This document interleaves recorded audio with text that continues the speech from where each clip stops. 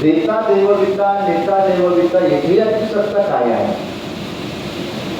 भगवान परमात्म्याने या सृष्टीची रचना केली त्यावेळेला भगवान परमात्म्याने भरपूर जीव बनवले. त्याच्यामध्ये सगळ्यात श्रेष्ठ देह जर कोणता असेल तर तो माणसाचा देह आहे. शास्त्रकार वर्णन करतात की सर्वात श्रेष्ठ देह जर कोणता असेल तर तो माणसाचा देह आहे. असं म्हणतात की भारतासारखा देश नाही, महाराष्ट्रासारखं राज्य नाही, पंढरपुरासारखं तीर्थ नाही, ज्ञानोबाराय तुकोबारायसारखे संत नाही, वारकरी संप्रदायासारखा संप्रदाय नाही, रामायणासारखी आचारसंहिता नाही, दशरथासारखा बाप नाही, कौशल्यसारखी आई नाही, रामासारखा मुलगा नाही, सीतेसारखी सून नाही, उर्मिलेसारखी जाऊ नाही, श्रुतीर्थी मानवीसारखी गिरणा जठरा नाही, भरतासारखा भाऊ नाही, लक्ष्मणासारखा बंधू नाही, काजळा इतकं काळ नाही, लोण्या इतकं मऊ नाही, आणि माणसाच्या देहासारखा दुसरा देह नाही. सर्वश्रेष्ठ देह जर कोणता असेल तर तो माणसाचा देह आहे. उत्तम, सगळ्यात उत्तम माणसाचा देह आहे. अर्थात सांगण्याचं तात्पर्य सगळ्यात सुंदर जमात कुठली असेल तर ती माणसाची आहे. भगवान परमात्म्याने आपल्याला बनवलं, सगळं काही दिलं आपल्याला. दिली इंद्रिय, हात पाय कान डोळे मुख बोलाया वचन, जेणेतून जोडसी नारायण नासी जीवपण भवलो. अर्थात त्या सृष्टीची भगवंताने रचना केली, सगळं काही देवाने आपल्याला दिलं, सगळे हक्के माणसाला आहे. बघा, खरं तर देवाचे आपल्यावर खूप उपकार आहे. भगवान परमात्मा आपल्या जीवनामध्ये आपण जीवन जगत असताना आपल्या आयुष्यामध्ये कधीच तो हस्तक्षेप करत नाही, कधीच नाही. कधी म्हणत नाही माझं भजन का करत नाही, हरिपाठ का म्हणत नाही, ज्ञानेश्वरी का वाचत नाही, असं कधी तो आपल्याला सवाल करत नाही. नवे नवे तर स्वप्नात मध्ये येऊन सुद्धा कधी आपल्याला त्याची स्वतःची आठवण करून देत नाही. याचा अर्थ काय? भगवान परमात्मा आलिप्तवादी आहे. तो कधीच कोणाच्या जीवनामध्ये हस्तक्षेप करत नाही. जे आयुष्य आहे ना, ते प्रत्येकाला जगण्यासाठी भगवान परमात्म्याने स्वातंत्र्य दिलं आहे. तुम्हाला कसं जगायचं आहे एक ज्याने ठरवायचं, सत्कर्म करून जगायचं आहे, तो वाईट जीवन जगायचं, हे सगळे हक्क माणसाला दिले. अर्थात पुण्यवानाला जगवणारा तोच आहे आणि नास्तिकाला जगवणारा तोच आहे. पण कधी भगवान परमात्मा कोणाच्या जीवनामध्ये हस्तक्षेप करत नाही. अर्थात सगळे हक्क आपल्याला दिले, पण भगवान परमात्म्याने एक गोष्ट त्याच्या हातामध्ये ठेवली, तिचं नाव आहे मरण. ते तेवढे त्यांनी राखीव ठेवलं. म्हणून म्हणतात सगळ्या गोष्टीमध्ये माणसाचा वशिला चालतो, पण मृत्यूच्या बाबतीत वशिला नाही चालत. महाराजांनी तर ज्याची दिली तुकोबाराय म्हटले, कितीही मोठा असू द्या, कितीही विद्वान असू द्या, कितीही मोठा सत्ताधीश असू द्या, त्या काळात भगवंताचं बोलवून आलं की तिथं कोणाचंच काही चालत नाही. आले देवाजीच्या मनात येथे कोणाचे चालेना. तुकोबाराय म्हणतात, मग तेथे नसले काही, सत्ता संपदा राहील ठाईचे ठाई, पुढे सच्चित जाईल गाई, तुता म्हणे तई यमाज्ञा. अर्थात मायबाप हो, आज नानाच्या गाण्यानं हा परिवार, 2 मुलं असतील, एक मुलगी असेल, पाठीमागे त्यांची सौभाग्यवती पत्नी असतील, जाण्याला दुःख झालंय. दादांनो, मायबाप हो, आपल्या सगळ्यांचा प्रवास सोबत आहे. जगामध्ये मृत्यू नावाची गोष्ट अशी आहे की आजपर्यंत तरी कोणाला चुकली नाही. मी रामकथा करतो, रामायणामध्ये, गीत रामायणामध्ये खूप सुंदर वर्णन आहे. गोस्वामी तुलसीदासजी महाराज म्हणतात की मरण आजपर्यंत कोणाला चुकलं नाही. गीत रामायणामध्ये फार गोड वर्णन आहे. आपल्या सर्वांचा प्रवास सोबत असतो, पण एखादी काळरूपी लाट आली, ही नदी वाहते ना, पूर आल्याच्या नंतर त्याच्यामध्ये अनेक लाकडं वाहत असतात, अनेक झाडं वाहत असतात. पण समुद्राला जाऊन मिळाल्याच्या नंतर एखादी लाट आली की सगळे दुभंगले जातात. अगदी त्याप्रमाणे आपल्या सर्वांचा प्रवास सोबत आहे. एका परिवारामध्ये असतो, एका गावामध्ये आपण असतो, बरोबर आहे. पण एखादी काळ रूपी लाट आली ना, आपल्याला या जगाचा, परिवाराचा, आपल्या रक्ताच्या नात्याचा निरोप घ्यावा लागतो. ते कोणाला चुकत नाही.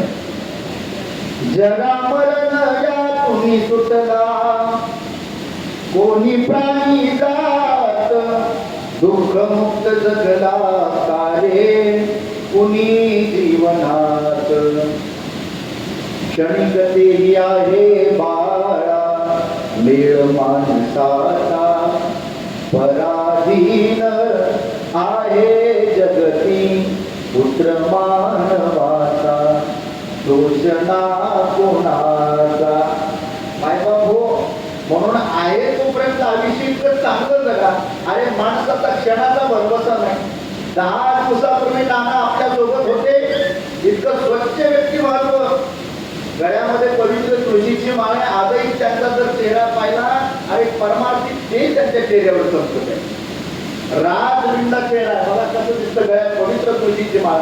आळंदी पंढरपूरची वारी करणारं वारकरी व्यक्तिमत्व, रोज आपल्यामध्ये बसणं उठणं असणारं व्यक्तिमत्व गेलं.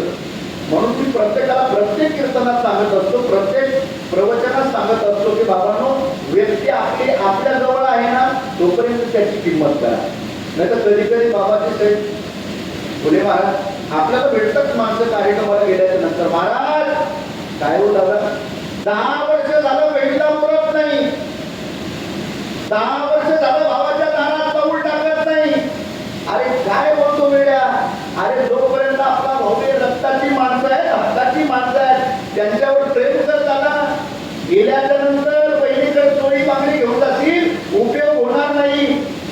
अरे आहे तोपर्यंत आपल्या आवडीच्या व्यक्तीचा स्टेटस ठेवा मोबाईलला, गेल्याच्या नंतर मिस यू म्हणून स्टेटस ठेवू नका, उपयोग होणार नाही. आहे तोपर्यंत विथ यू म्हणा, आम्ही तुमच्या सोबत आहोत. गेल्याच्या नंतर नाही हो म्हणा.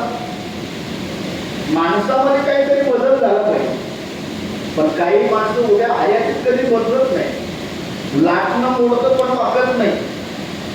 पाण्यातला दगड शेवळतो पण कधी पाजरत नाही. अगदी काही माणसं असेच नाही, त्यांच्यामध्ये कधी बदल. मला तर कधी कधी खूप वाईट वाटतं, जी माणसं स्वतःच्या रक्तावर प्रेम करू शकत नाही, स्वतःच्या रक्ताच्या माणसाला स्नेह देऊ शकत नाही, प्रेम देऊ शकत नाही, समाधान देऊ शकत नाही, की समाजावर काय प्रेम करणार आहे, की लोकांचं काय भलं करणार आहे, समाजाचं काय भलं करणार आहे. आहे तोपर्यंत माणसाला जपलं पाहिजे. आणि बघा, माणसाचं जीवन मिळालंय ना, माणसासारखंच वागलं पाहिजे. बऱ्याचदा बघा, काही माणसं माणूस म्हणून जन्माला येतात, पण बरेच आपण पाहिल्याच्या नंतर लोक म्हणतात, महाराज हा माणूस नुसता म्हणायला माणूस आहे हो, पण माणसासारखं जगलं. आता हे व्यक्तिमत्व इतकं गोड आहे. आमच्या बाबाजी शेठनी, आमच्या फुले महाराजांनी मला बऱ्याच वेळ सांगितलं की महाराज, आळंदी पंढरपूरची वारी आहे, स्वच्छ व्यक्तिमत्व आहे. मला सांगा, गेल्याच्या नंतर सुद्धा आपलं दोन भरून लोकांनी कौतुक केलं पाहिजे. म्हटलं नाही पाहिजे सोमनाथचे बरी घाण गेली आमच्या गावात, असं नको म्हणायला. अरे गेल्या, खरं तर आहे तोपर्यंत तर लोक तुमचं गुणगान गातील, पण मला असं वाटतं गेल्याच्या नंतर सुद्धा लोकांनी तुमचं गुणगौरव केला पाहिजे, तुमचं कौतुक केलं पाहिजे. याला जगणं म्हणतात, याला जगणं म्हणतात. जब तक कहीं जिंदगी फुर्सत ना मिले कि कोई काम से, अरे कुछ वक्त ऐसा निकालो प्यार करणे भगवान से. चांगलं जीवन जगा ना. स्वामी विवेकानंद म्हणतात, democracy by the people of the people. लोकांनी लोकांकडून लोकांसाठी चालवलेलं राज्य म्हणजे लोकशाही आहे. तसं माणसाने माणसाशी कसं वागावं त्याच्यासाठी केलं जातं. त्याच्यासाठी एक प्रवचन आहे. ज्याला इंजिनियर व्हायचं आहे त्याच्याकरता इंजिनिअरिंग कॉलेज आहे, त्याला डॉक्टर व्हायचं आहे त्याच्याकरता मेडिकल कॉलेज आहे, त्याला शिक्षक व्हायचं आहे त्याच्यासाठी DED कॉलेज आहे, आणि त्याला माणूस म्हणायचं आहे त्याच्यासाठी एक व्यासपीठ आहे. बघा, आपण तर ऐकलं असेल, मिळाले आयुष्य चांगलं जगून घ्या. लाभले आयुष्य जितुके ते जगावे चांगले, चालू पावले पुढे जे थांबले ते संपले घेतला जो श्वास आता तो पुन्हा लाभले मानसाने मानसाची मानसा सम वागणे हीच आमची प्रार्थना हेच आमचे मागणे मानसाने मानसाची मानसा सम वागणे चांगलं जगावं जोपर्यंत हक्काची रक्ताची माणसं आहेत ना त्यांना जपा आपल्या भावावर प्रेम करा आज दोघं भाऊ आहेत एक पैलवान आहे बरोबर आणि एक आपल्या निरोधमध्ये ग्रामपंचायतचे सदस्य आहेत दोघं भाऊ आहेत एका बापाचं आणि एका आईचं जर आयुष्य वाढवायचं असेल ना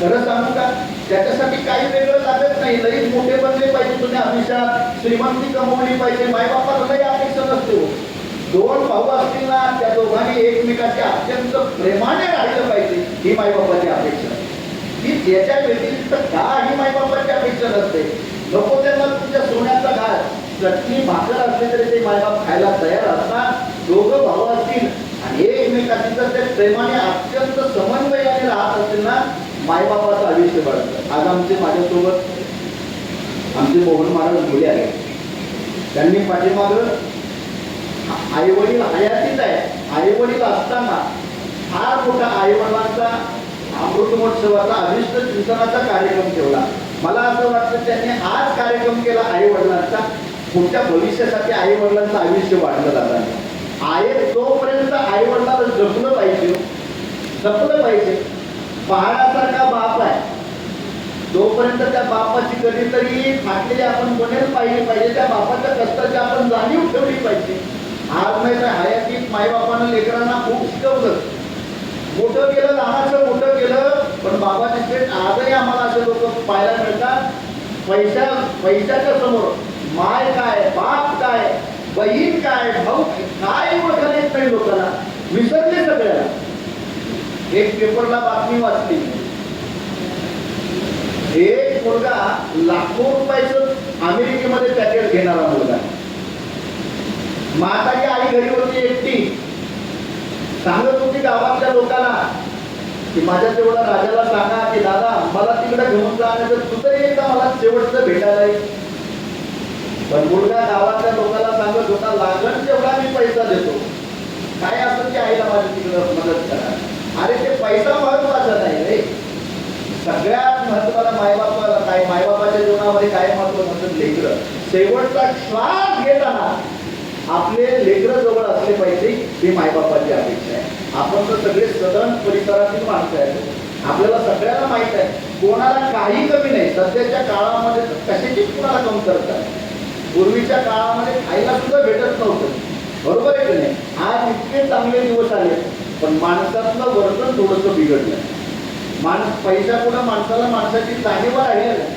म्हणून सांगणं आपलं की महाराज म्हणतात मिळालंय आयुष्य हे चांगलं करा कारण की आपको मिला आहे फिरणं मिळेगा कभी नाही माणसाचं जीवन मिळालंय आणि इथं कशासाठी मिळालं असेल तर ज्ञानोबा सांगतात पैसे येण्याची शरीर या मानवी शरीरासारखं शरीर नाही उत्तम सगळ्यात माणसाचं शरीर आहे मिळालं ना या आयुष्यामध्ये परोपकार करा चांगलं उत्तम जीवन करा गेल्याच्या नंतर सुद्धा समाजाने आपल्या नावाची नोंद घेतली पाहिजे असं काहीतरी जीवन जगा नाही तर काय मालूम नाही क्या काय कुछ नाही असं जीवन नका करू आमच्याकडे एक म्हण आहे पखारीचा हिला पाणी वाचा मिळा असं नका जाऊ आपण गेल्याच्या नंतर आपला विरोधकाच्या सुद्धा डोळ्यामध्ये पाणी आलं पाहिजे असं माणसाने जीवन जगलं पाहिजे आज भाऊ नाना गेले मला सगळे कोण भरून आमचे बाबाचे असतील मोहन महाराज असतील